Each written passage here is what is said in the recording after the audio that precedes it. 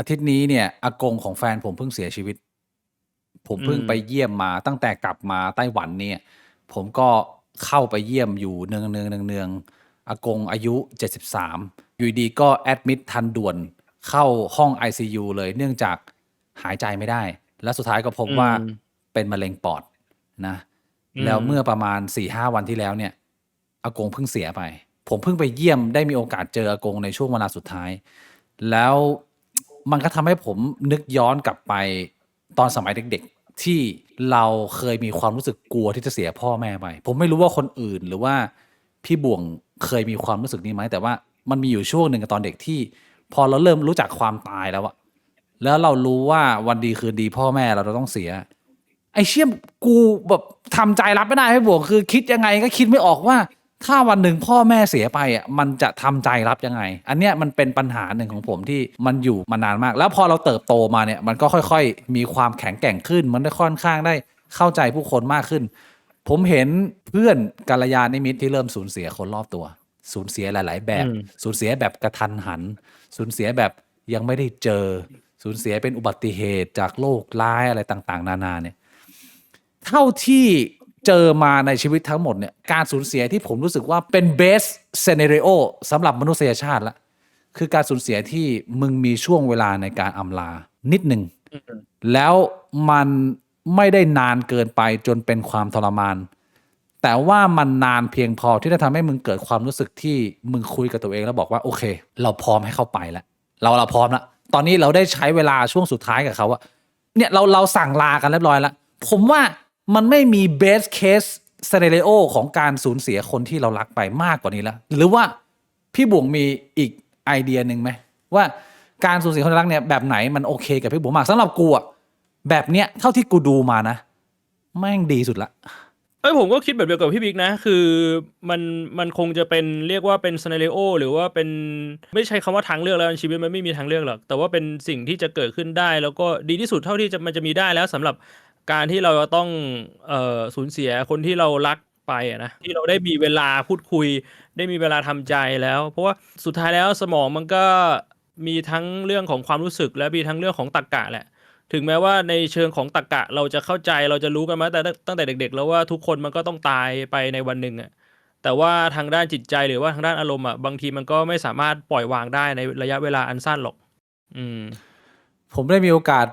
ไปนั่งเป็นเพื่อนแม่ยายดูอากงตั้งแต่วันแรกที่แอดมิดเข้าไปแบบว่ายังแข็งแรงเลยพี่บุ๋งเคยแบบยังฟิตปังเพราะเขาเป็นชาวนามาก่อนเนี่ยเขาเป็นแบบว่าอยู่สายประมงเลี้ยงปลาปลูกพืชปลูกสัตว์อะไรเงี้ยเข้าไปแอดมิดวันแรกเนี่ยไปพร้อมบุหรี่แล้วแข็งแรงมากแต่ว่าภายในเวลา2-3 อาทิตย์ไอ้เชี่ยคือสุดเร็วมากคืออาม่ากูอะเป็นสโตรกอัมพาตครึ่งตัว ตอนนี้เข้าปีที่6แล้วไอ้เชี่ยก็ยังนอนอยู่ที่บ้านที่เมืองไทยอ่ะก็ยังสภาพเหมือนเดิมเลยแต่ว่าอากงเนี่ยอืมเข้ามาแอดมิดภายในช่วงเวลาไม่ถึง1 เดือนพี่บวงจากแข็งแรงจนไปเป็นสภาพสุดท้ายก็คือไม่สามารถหายใจไม่สามารถดื่มน้ำทานอาหารได้แล้วทุกอย่างเราต้องผ่านท่อหมดแต่ว่าอืมแม่ยายกูในฐานะของพี่สาวคนโตเนี่ยเขาก็อยู่ดูแลแรกๆก็คือทำใจไม่ได้แต่สุดท้ายพออืนั่งไปมเรื่อยๆอ่ะมันก็มานั่งถึงจุดที่ว่าเขาพร้อมที่จะอากงได้ไปแล้วเพราะว่ามันมีแต่สุดลงกว่านี้มันไม่มีทางที่มึงจะกลับมาหายดีแล้วมาเดินได้แล้วเขาก็พูดประโยคนี้ออกมาแล้วกูก็เลยเดินไปอยู่ข้างๆอากงแล้วก็ถ่ายรูปแล้วตอนที่กูถ่ายรูปเนี่ยอากงก็ยังรวบรวมพลังทั้งหมดที่มีแบบว่าพยายามแบบชู2 นิ้วแบบ โยแบบว่าโยซับโบรเท่านั้นแหละเฮียพออากงชูนิ้วปุ๊บแม่ยายกูน้ำตาแตกกูก็เลยบันทึกภาพนั้นไว้แล้วก็ได้เป็นความรู้สึกนี้แล้วก็อยากจะบอกทุกคนว่าถ้าคุณมีเวลากับคนที่คุณรักในช่วงเวลาสุดท้ายแล้วคุณได้ลามันไม่มีอะไรดีกว่านั้นแล้วนั่นคือสิ่งที่ดีที่สุดแล้วที่คุณได้ไม่ต้องเสียใจแล้วมันก็ดีกว่าหลายๆเคสหลายๆกรณีมากมายอ่ะอันนี้คือเรื่องแรกที่ผมอยากจะแชร์ทีนี้เรื่องต่อไปก็คือเรื่องของการสูบบุหรี่พี่วงอืมผมเนี่ยเห็นมาหลากหลายเคสจนมีกระทั่งเนี่ยอากงของแฟนเนี่ยก็เป็นเคสที่เรียกว่าใกล้ตัวเฮี้ยๆพี่วงมันก็กับใกล้สุดๆแล้วแต่ก็เคยเห็นอืมพ่อแม่พี่น้องญาติของเพื่อนๆหลายคนที่เสียชีวิตไปจากโรคมะเร็งปอดจากการสูบบุหรี่แล้วกูอะ อันนี้กูพูดตรงๆเลยพี่บวงก็รู้กูเป็นคนหนึ่งที่ชอบการสูบบุหรี่มากมันเป็นเหมือนจิตวิญญาณของพี่บวงมันเข้าไปอยู่ในกระดูกเม็ดเลือดขาวกูอะแล้วกูไม่เคยปฏิญาณตนหรือไม่เคยมีความรู้สึกอยากจะเลิกบุหรี่มาก่อนเลยไม่ว่ากูจะเห็นกรณีของการเสียชีวิตของคนจำนวนมากมันไม่เคยเป็นเหตุผลให้กูอยากจะเลิกบุหรี่เลยสักครั้งเดียวกูจะแบบว่าเหมือนมีข้ออ้างเหมือนหลายๆคนอะบอกกับตัวเองตลอดว่าเดี๋ยวเอาวันที่กูเริ่มหนักๆแล้วเดี๋ยวกูค่อยมาเริ่ม consider ค่อยเริ่มคิดเรื่องนี้นึกภาพไหมมันจะคล้ายๆกับไอ้ มัน ที่ ไม่ทันแล้วอ่ะมันจะเหมือนกับกรณีของคนที่อาจจะ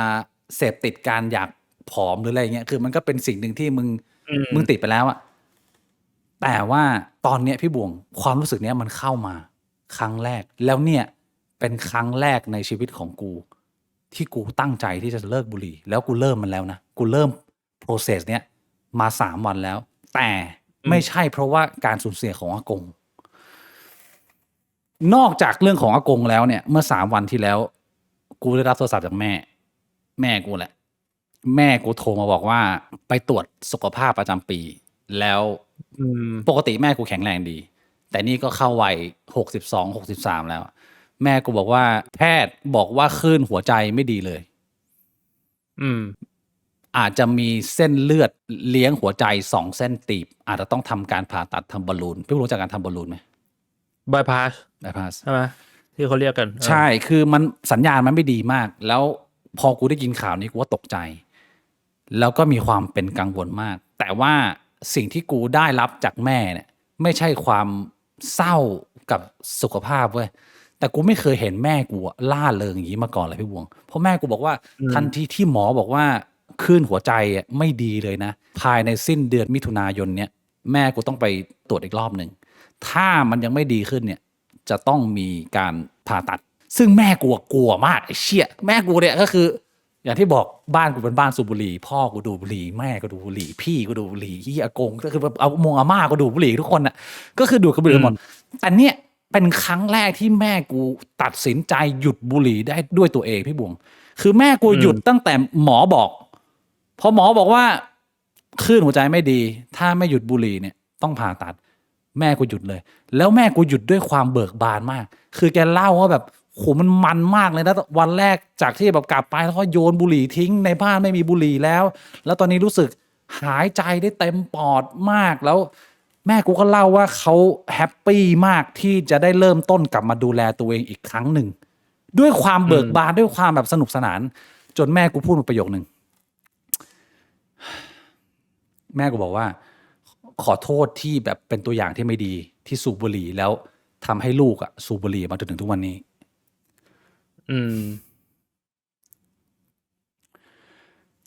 คือพอกูได้ยินประโยคนั้นเนี่ยกูบอกแม่ว่าเดี๋ยวกูเลิกบุหรี่เพื่อนถ้าเกิดมาม่าจะหยุดบุหรี่เพื่อที่จะพิสูจน์ตัวเองว่าสิ้นเดือนนี้อาจจะไม่ต้องทำบายพาสก็ได้นะงั้นเลิกพร้อมกันเดี๋ยวกูเลิกด้วยคือ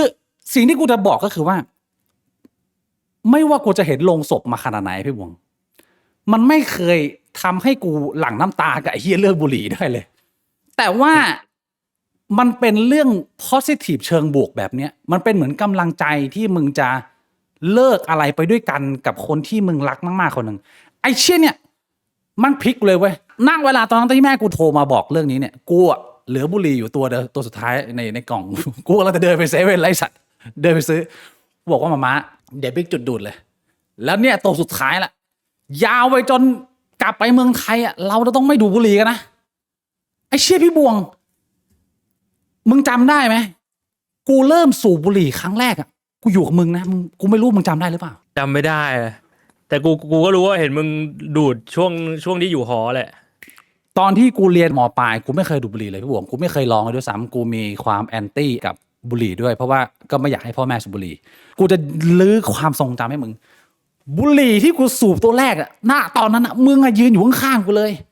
ก็ไอ้เหี้ยเพื่อนในหอในเราที่ตอนนั้นมันจะมานอนสเวิร์ฟเกิร์ฟกับสวิร์ฟเกิร์ฟกูพี่บวงไอ้เชี่ยนั่นตอนนั้นเรายังไม่สนิทกันแล้วมันยังไม่ขึ้นมานอนห้องเราแล้วมันเป็นช่วงเวลาที่เราเรียนไอ้ English Intensive Course คือมันยังเหมือนยังไม่ได้เปิดภาคเรียนจริงๆแล้วเราเดินอยู่ในหอในไอ้เหี้ยตรงแป้นบาสกูจำได้ที่มันจะเป็นเก้าอี้ซีเมนต์เยอะๆพี่วงไอ้แบก ไอ้เชี่ยนะเขาบอกว่าเอ้ยสูบบุหรี่ไปหรือเปล่ามันหยิบมาโบโลสีเขียวขึ้นมา แล้วมันก็สอนกูหายใจดูดบุหรี่กูว่าดูดบุหรี่ตัวแรกมาโบโลสีเขียวอะตรงหน้าของนั้นแล้วมีพี่บวงยืนอยู่ข้างๆแล้วกูก็แบบเซงไว้นั่งเลยเพราะว่ามันแบบมันมึนมากอะ อืม ตอนนั้นนะผมอายุประมาณ18ปลายๆมาจนถึงวันนี้พี่บวงผมอายุ36ปีบริบูรณ์ก็เท่ากับว่า ก็18 ปีอีกรอบ ผมเริ่มใช้ชีวิตมา18ปีแบบไม่สูบบุหรี่ได้แต่สูบแบบ second hand ของคุณพ่อคุณแม่แต่ว่าไอ้18ปีอันหลังเนี่ยผมก็ดูดบุหรี่แบบไม่เคยเว้นวันเลยนะผมก็ดูดทุกวันเลยเชี่ยดูดแบบในปริมาณที่ถ้าดูดน้อยเนี่ยก็คือวันละประมาณ 2-3 ตัวแต่ถ้าเกิดว่าช่วงหนักๆพีคๆของชีวิตเนี่ยผมว่าก็น่าจะมีวันละซองแต่ว่าช่วงนั้นมันอาจจะไม่ยาวมากผมไม่เคยมีความรู้สึกว่ามันจะต้องจำเป็นที่จะต้องหยุดเลยแม้แต่วันเดียวแล้วมันไม่มีความรู้สึกนั้นเข้ามาเลย แต่ว่าตอนเนี้ยผมหยุดบุหรี่มา3 วันแล้วพี่บวงเป็นครั้งแรกในชีวิต แล้วสิ่งที่เราพอจะรีวิวได้เลยก็คือว่าอย่างแรกผมบอกไปแล้วสำหรับบางคนมันอาจจะไม่ใช่โลงศพที่มันจะเป็นตัวกระตุ้นให้มึงทำแต่มันอาจจะเป็นพลัง positive หรือพลังซัพพอร์ตอะไรบางอย่างมันคล้ายๆกับอะไร มันคล้ายๆกับว่าบางคนอ่ะมันกลัวผีนะแต่ถ้าเกิดว่าคนที่มันรักอ่ะกลัวมากกว่ามันอ่ะมันจะมีความกล้าขึ้นมานิดนึงอะไรประมาณนี้ให้ผมไม่รู้จะอธิบายให้มันเข้าใจไปยังไง แต่ว่า ได้ มันเป็นความรู้สึกนั้นแล้วรีวิวของการพยายามแล้วกันนะผมไม่ใช้คำว่าผมเลิกโดยตลอดแล้วกันเพราะว่าด้วยความตั้งใจของผมเนี่ยผมอยากทำเพื่อแม่อันดับหนึ่งแล้วก็อยากจะรู้ด้วยว่ามันจะเป็นยังไง คือสิ่งที่ยากที่สุดคือตอนตัดสินใจว่าจะเลิก อันนี้ยากสุด แล้วอันที่ยากมากอันดับต่อมาคือวันแรกที่ไม่มีบุหรี่วันนี้ขั้นเนื้อขั้นตัวสุด แต่พอมัน มันจะ ผ่าน กระวนกระวาย พอมันผ่านวันแรกมาได้พี่บวงไอ้เชี่ยมันไม่ได้ยากขนาดนั้น มันไม่ได้ยากขนาดนั้นเนี่ยไอ้สิ่งที่กูกังวลมาตลอดอะแล้วเอฟเฟกต์ที่เห็นผลเลยภายใน 2-3 วันก็คือ ผมหายใจได้เต็มปอดครั้งแรก ปกติเนี่ยถ้ากูหายใจแบบเต็มปอดนะ มันจะรู้สึกว่ามันมีที่อะไรมันมากดมาดัน แล้วมันจะมีเสียงแบบฟี่แบบเสียงแบบเฮียเหมือนอะไรรั่วสักอย่างนึงอะแบบแปลกๆอะเพราะว่ากูดูดมา18ปีมาอย่างยาวนานเป็นเหมือนแบบสโมเกอร์ แต่ว่าแค่ภายในเวลา 2-3 วันเนี่ยที่ผมหยุดบุหรี่มาเนี่ยกูหายใจได้เต็มปอดแบบอิ่มมากพี่บวงแล้วมันรู้สึกดีมากเลยไอ้เหี้ยมันรู้สึกกระฉับกระเฉงรู้สึกแบบไม่เคยมีพลังวังชาขนาดนี้มาก่อน แม้กระเจียวจะยังไม่แข็งเหมือนเดิมมันอาจจะต้องมีหลากหลายปัจจัยที่จะไปช่วยเรื่องกระเจียวแข็งอะแต่มันรู้สึกมีพลังมันรู้สึกไม่เหนื่อยแล้วมันก็ไม่ได้รู้สึกลงแดงพี่บวงมันไม่รู้สึกลงแดง มันไม่ได้ยากขนาดนั้นไอ้เหี้ยการเลิกบุหรี่อ่ะอันเนี้ยสิ่งที่ผมจะบอกเลยว่า ถ้ามึงผ่านการตกลงปลงใจกับตัวเองวันแรกได้นะ วันที่ 2ง่าย ในมุมกูอะคือกูไม่รู้คนอื่นคิดยังไงอะแต่มันไม่ได้ยากขนาดนั้นเลย ซึ่งไอความรู้สึกเนี้ยผมก็ไม่ได้คิดว่ามันจะต้องซีเรียสจริงจังไปมากนะ เพราะว่าผมก็ยังบอกคนรอบข้างบอกแม่ว่า บุหรี่อ่ะมันเลิกได้มันก็ดี เพราะว่าแม่งแทบจะมีประโยชน์เลย แต่ว่ากลับไปอะก็ยัง Snoop Dogg อยู่ Snoop Dogg ยังไม่เกี่ยวแล้วผมก็แบบว่าพักเอาไว้ข้างๆนั่นไม่ใช่คนละเรื่องกัน แต่แค่จะมาบอกว่าบางทีอะมันต้องเป็นช่วงเวลาจังหวะอะไรแบบนี้แหละมั้งที่มันจะทำให้ผมแบบตัดสินใจได้แล้ว ไอเชี่ยผมเอาที่เขี่ยบุหรี่ไปล้างเอาเงี้ยไปออกไปนะ รู้สึกว่าห้องแม่งสะอาดตัวไม่เหม็นที่อะไรเงี้ยดีว่ะคืออยากจะสนับสนุนหรือเป็นกำลังใจให้หลายๆคนนะแต่ผมก็รู้ว่า ถ้ามันไม่ถึงจังหวะชีวิตมึงจริงอ่ะมึงจะเอาโลงศพมาตั้งที่ยังไงกูก็ดูดบุหรี่หน้าโลงศพอยู่ดีเพราะฉะนั้นมันเป็นเรื่องที่มันบอกกันไม่ได้ว่ะหรือเปล่าว่าพี่บวงมองไงเรื่องนี้พี่บวงมีเรื่องอะไรเสพติดไหมที่ มันต้องเป็นมึงคนเดียวอ่ะมึงถึงจะ ผม ทำ ถามพี่บิ๊กก่อนแล้วกันภรรยาพี่บิ๊กก็ไม่สูบบุหรี่ใช่ไหม ไม่สูบ แล้วอีกคำถามหนึ่งคือ ถ้าสมมติว่าพี่บิ๊กกลับมาไทยครั้งนี้ แล้วพี่บิ๊กพบว่าแม่พี่บิ๊กไม่สามารถเลิกหายขาดได้เห็นยังสูบบุหรี่อยู่พี่บิ๊กจะกลับมาสูบบุหรี่ไหม ตอนนี้น่ะความตั้งใจของผมอ่ะแม้ผมจะไม่ได้ทำเพื่อตัวเอง แม้ผมจะทำเพื่อคุณแม่ แต่ผมอยากสุขภาพแข็งแรงจริงนะพี่บวงถ้ามันเอาออกไปจากชีวิตได้มันก็ดีคือ ผมจำไอ้บุหรี่ตัวสุดท้ายที่ผมดูดได้ ผมพยายามจะลำลึกอำลาถึงช่วงเวลาที่เราให้กับตัวเองมาตลอดมันเป็นเหมือนช่วงเวลาของความเห็นแก่ตัว ที่เราอยากจะให้โมเมนต์ตรงเนี้ยเราทำเพื่อตัวเองแม้มันจะไม่ดีต่อตัวเรา แต่ว่ามันเป็นการยืนริมระเบียงที่มันมีความสงบที่เราแบบเหมือนได้ทำลายตัวเอง แต่เราก็พอใจที่เราทำลายตัวเองอะไรประมาณนี้นะผมรู้จะอธิบายยังไง แต่ว่า พอมันมาถึงจุดนี้เนี่ย พอมันเลิกมาได้3 วันแล้วมันรู้สึกมันไม่ได้ยากขนาดนั้นนะความตั้งใจของผมก็คืออย่างน้อยๆอ่ะ